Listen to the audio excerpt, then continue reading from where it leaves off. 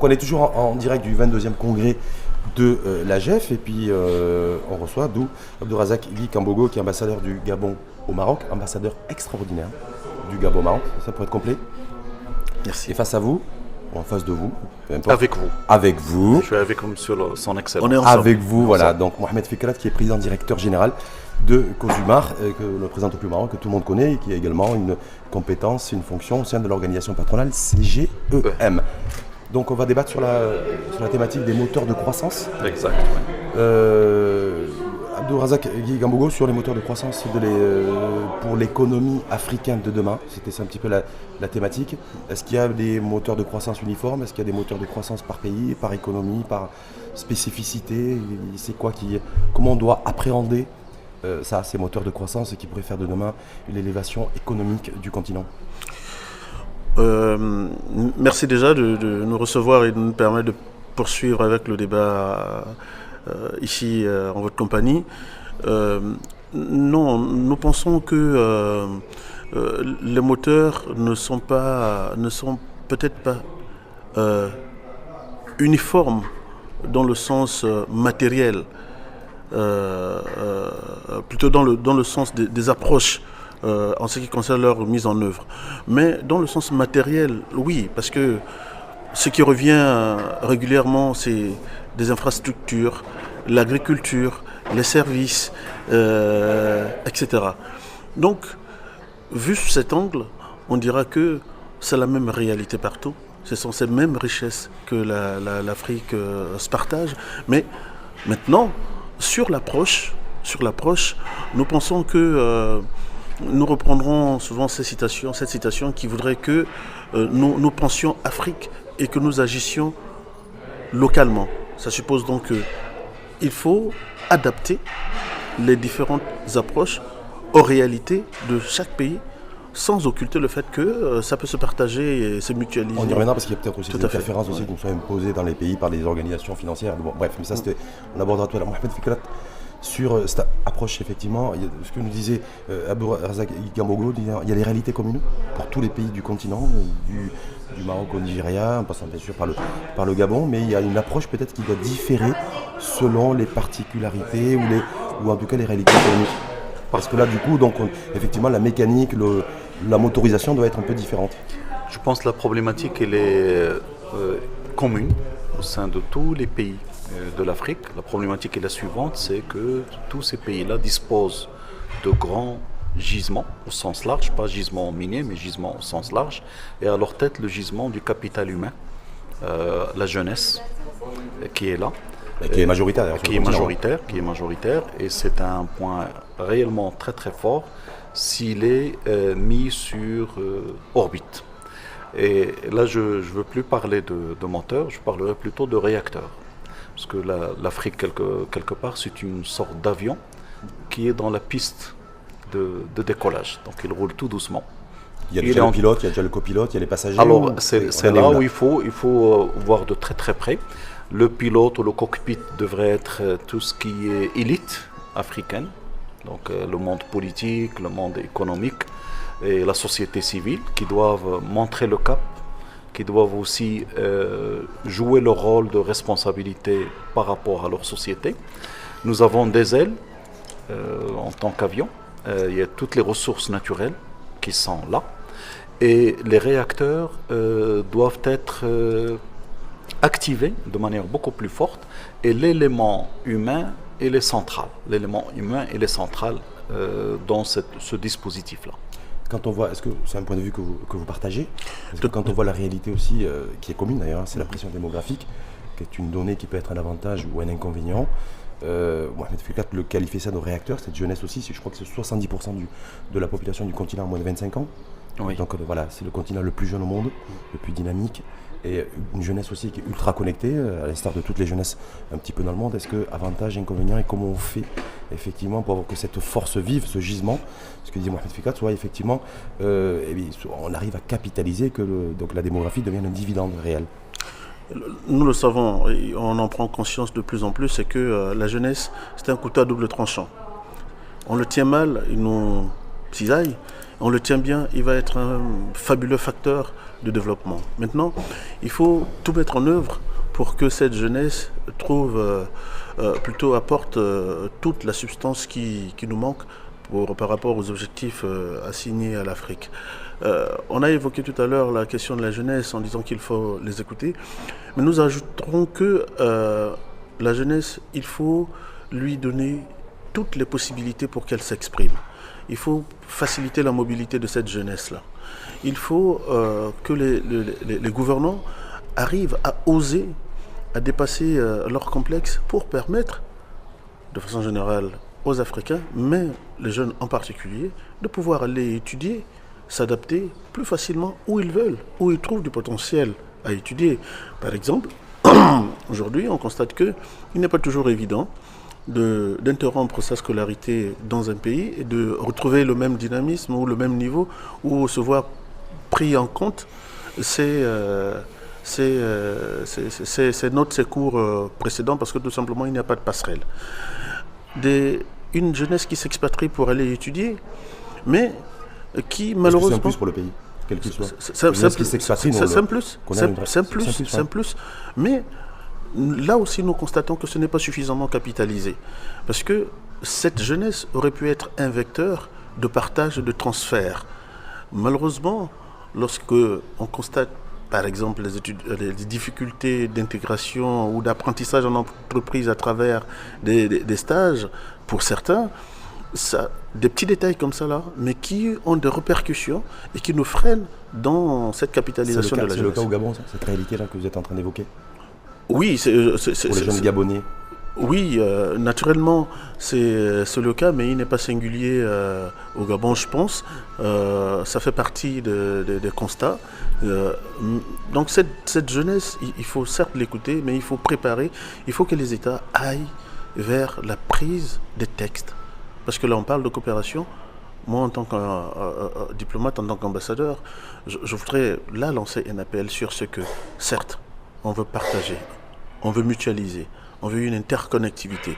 Mais est-ce que nous osons des instruments juridiques appropriés pour atteindre ces objectifs? C'est-à-dire une législation qui soit conforme à tous les États du... Oui, que les barrières soient... Mais vraiment... Barrières tarifaires, barrières douanières, les barrières frontalières terrestres, toute forme de barrière en fait. Mais toute forme de barrière. C'est l'appel que vous lancez.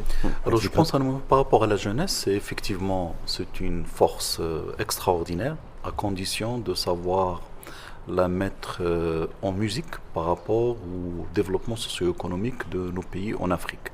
Et cette jeunesse, pour qu'elle puisse contribuer de manière forte, il faut la nourrir en compétences et en culture. Compétences, c'est ce que vient de mentionner son Excellence, Monsieur l'Ambassadeur, où il y a tout un ensemble d'éléments qu'on doit mettre à disposition des jeunes, quelle que soit leur vocation, quel que soit leur pays. Et je pense que tous les gouvernements sont conscients de cela.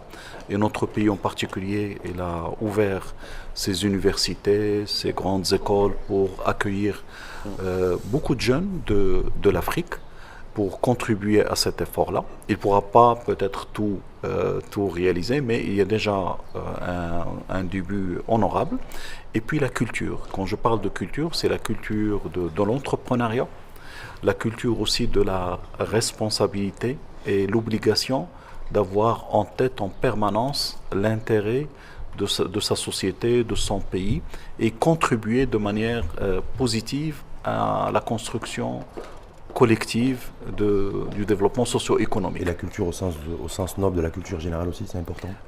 Culture générale... Je comprends que Mohamed Fikrat effectivement insiste sur la culture entrepreneuriale parce que c'est votre dada et c'est quelque chose auquel vous êtes extrêmement attaché. Mais cette notion de culture au sens large aussi. C'est la culture au sens large. Besoin de ça aussi. Oui. Parce que là aussi, on a une très grande richesse au sein de l'Afrique et il y a énormément de valeurs qui sont encore là, qui sont encore des valeurs encore naturelles, qui ne sont pas spoliées par le monde moderne et qu'il faut mettre en avant, dépoussiérer et les partager. Un des principaux défis aussi du continent, quand on dit les moteurs de croissance économique, ou moteurs de croissance tout court, est-ce que ça passe par les États qui investissent de plus en plus? Est-ce que ça passe par des acteurs privés, l'investissement privé plus conséquent? Est-ce qu'on essaie de trouver un mix un petit peu entre les deux? Parce qu'on voit aujourd'hui que le principal défi de beaucoup de pays du continent, c'est il y a un déficit en infrastructure, il y a des déficits en matière de santé, il y a des déficits en matière d'emploi, il y a des déficits en matière de logement et qu'il faut rehausser un petit peu tout ça pour que l'infrastructure humaine en tire profit. Nous pensons que c'est un couple. L'État, les entreprises, c'est un couple. Et on ne peut pas parler, il serait difficile d'envisager un développement en délaissant l'un ou l'autre. En l'absence d'un État fort, d'une administration dynamique, il est difficile d'imaginer une entreprise ou des entreprises, un tissu économique aussi dynamique. Donc les deux forcément vont de pair parce que les lois et consorts, c'est l'administration. L'entreprise, l'investissement, en général, c'est le secteur privé. Donc les deux vont de pair. Nous pensons qu'il faut là aussi trouver et oser des bons mécanismes qui permettraient que finalement la nouvelle gouvernance intègre les deux entités. Ceci d'autant plus qu'aujourd'hui dans l'administration on s'imagine en entreprise et on constate que par ailleurs l'État de façon de plus en plus réelle se retire de l'investissement en faisant constamment appel au privé. Donc les deux vont de pair et il est question que le dialogue entre l'État et l'entreprise soit consolidé pour tirer meilleur profit du couple. Parce que je crois que c'est ce qui s'est passé un petit peu aussi au Gabon, où le président a appelé aussi un changement de gouvernance et d'approche il y a quelques mois, donc avec une autre opération, une autre marge de manœuvre sur la diversification de l'économie. Oui. Voilà, je crois que ça s'est passé chez vous. Absolument. C'est en cours d'ailleurs. Absolument, dans le nouveau plan de développement du Gabon, c'est la stratégie qui est mise en avant. Et dans le plan de relance économique dernièrement, là aussi, c'est ce qui est privilégié, c'est le dialogue État-entreprise pour tirer meilleur profit du potentiel qu'il y a dans l'un et dans l'autre. C'est ce qui permet d'ailleurs au Gabon d'avoir une croissance qui soit beaucoup plus prometteuse que celle de 2016 ou 2017 pour 2018. C'est ce qui, en tout cas, c'est ce qu'annoncent les Alors, si vous me permettez, oui. Il y a l'État ou le secteur public d'un côté, mais vous avez aussi le secteur privé. L'État, il a plusieurs missions, mais l'une qui est extrêmement importante pour moi, c'est la régulation, l'État régulateur. Et l'État aussi investisseur, puisqu'il a la responsabilité de mettre à disposition un ensemble d'infrastructures. Alors par ces deux instruments-là, il est capital, parce que la régulation, vous créez l'urbanisation, vous créez l'environnement, le cadre général, pour favoriser les opérations de tous les acteurs. Le secteur privé, là aussi, vous avez à l'intérieur deux petites composantes, ou deux grandes composantes. Vous avez les entrepreneurs, de manière générale, individuels, ou les entreprises de taille petite, TPE, PME, etc. Et vous avez ce qu'on peut appeler les champions économiques. Alors, l'ensemble doit fonctionner en écosystème et en harmonie. Déjà intrasecteur privé, parce que souvent vous avez des entreprises qui ont une certaine taille, qui sont la locomotive de tout un train où vous avez plusieurs entreprises qui composent leur écosystème. Et bien entendu, le secteur privé et le secteur public doivent fonctionner aussi en mode coopération, et c'est un peu ce qu'a adopté notre pays dans ce qu'on appelle le partenariat public-privé, où il y a de très beaux schémas, de plusieurs success stories, où quand on allie l'ensemble, on peut avoir de très beaux résultats pour le pays. Peut-être juste une réaction sur ce que tu dis, Abdourazak Kambogo, en disant voilà, il faut aussi ouvrir cette Afrique. C'est-à-dire balayer d'un revers la main toutes les formes, je l'ai dit, toutes les formes de frontières, pour pouvoir permettre aussi de mettre cette Afrique en marche. Donc avec une législation commune, un petit peu d'ailleurs ce qui se passe au niveau des pays de la CEDEAO, dont le Maroc d'ailleurs est candidat. Est-ce qu'effectivement c'est ça, c'est un petit peu ce qui se passe en Europe aujourd'hui, même s'il n'y a pas effectivement uniformité au niveau fiscal, mais voilà, des pays, 28 États qui n'ont aucune frontière, où il y a mobilité, partage, on peut se déplacer assez facilement, on peut investir un peu partout. Est-ce que pour vous, Mohamed Fikrat, aujourd'hui, la clé du moteur ou des moteurs de croissance de notre continent passe par retirer aussi, balayer progressivement toutes ces formes de barrières? À mon avis, il y a un mot magique qu'il faut avoir à l'esprit dans toutes ces démarches-là, c'est les schémas ou les mécanismes gagnant-gagnant. Ça, le win-win régulièrement. Le win-win global, que ce soit entre les pays, entre les entreprises, entre les différents acteurs économiques. Quand on a cette philosophie présente et qui nous oriente, on ne peut que trouver des schémas extraordinaires et le faire de manière progressive, il y a des défis à relever, ou de le faire de manière beaucoup plus accélérée quand toutes les conditions sont réunies. Et là, il y a des potentialités, mais spectaculaires. C'est le principe de la synergie. Le 1 plus 1 qui fait 5, pas 2, mais 5. Il y a des synergies positives. Synergie, complémentarité, connectivité. Je pense que tout ceci ne pourrait être atteint si, effectivement, nous n'arrivons pas à nous décloisonner.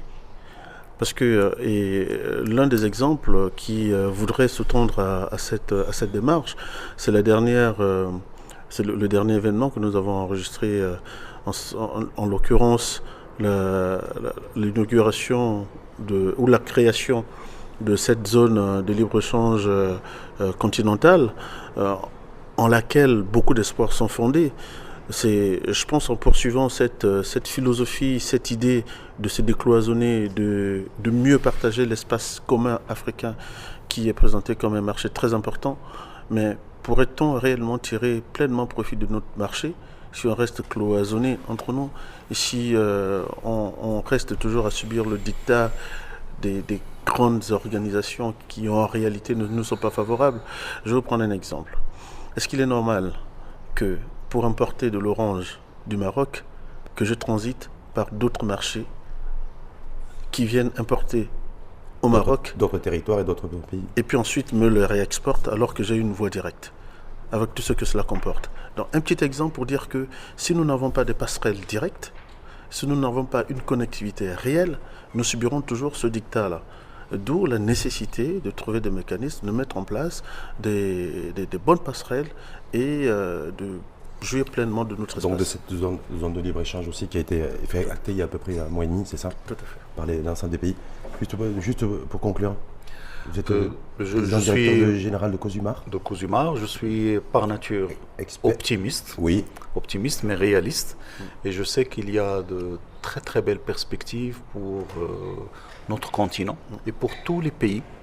Et si on se met dans le schéma de gagnant-gagnant et si on active toutes les manettes de synergie, on ne peut qu'être heureux. Est-ce qu'il y a des synergies possibles entre vous là? Quand je dis entre vous, c'est entre vous Maroc, vous Gabon, oui, vous qui êtes PDG de Cosumar, vous qui êtes ambassadeur, qui faites aussi peut-être la diplomatie économique aussi pour le Gabon, sucre, canne à sucre, culture. Je pense qu'on a la chance, oui, on a la chance d'avoir en face de nous un pays grand ami du Maroc, qui a beaucoup de potentialités dans le domaine agricole et qui a beaucoup de défis à relever, et on peut construire de très très beaux schémas dans la production agricole, dans la valorisation des produits agricoles. Est-ce qu'il y a des possibilités, par exemple la canne à sucre, de planter de la canne à sucre, de développer un business de la canne à sucre au Gabon. On peut faire plus de canne à sucre au Gabon et raisonner pas que Gabon, mais raisonner Afrique et région, parce qu'il faut le savoir, le souligner, c'est que l'Afrique est déficitaire en sucre. Nous importons le sucre d'autres continents. Et il est possible de... C'est seulement des continents d'Amérique du Sud, non? Pardon, l'Amérique du Sud, c'est ça, surtout là, exactement. Mais justement, il y a des synergies. Avant que nous venions ici, Monsieur le Président directeur général et moi évoquions déjà cette possibilité qu'il va peut-être vite falloir penser, à savoir voir la Cosumar produire du sucre au Gabon pour combler le déficit en offre en sucre en Afrique et partout ailleurs. Pourquoi pas? On peut l'annoncer? Je pense qu'il faut être sage, c'est prématuré, parce qu'il faut bien analyser. Oui, c'est une perspective qui a toujours été présente et qui continuera à être présente. Qui est viable. Parce qu'au Gabon, il y a du soleil, parce qu'il faut du soleil, il y a de l'eau. Il y a de l'eau. Et puis il y a du capital humain. Et il y a de la terre. Il y a de l'espace. Et il y a surtout le plus important, c'est la volonté. Et il y a de la volonté. En tout cas, vous parliez de connectivité tout à l'heure. On parlait de connectivité. Donc je crois qu'il y a une connectivité qui s'est déjà établie.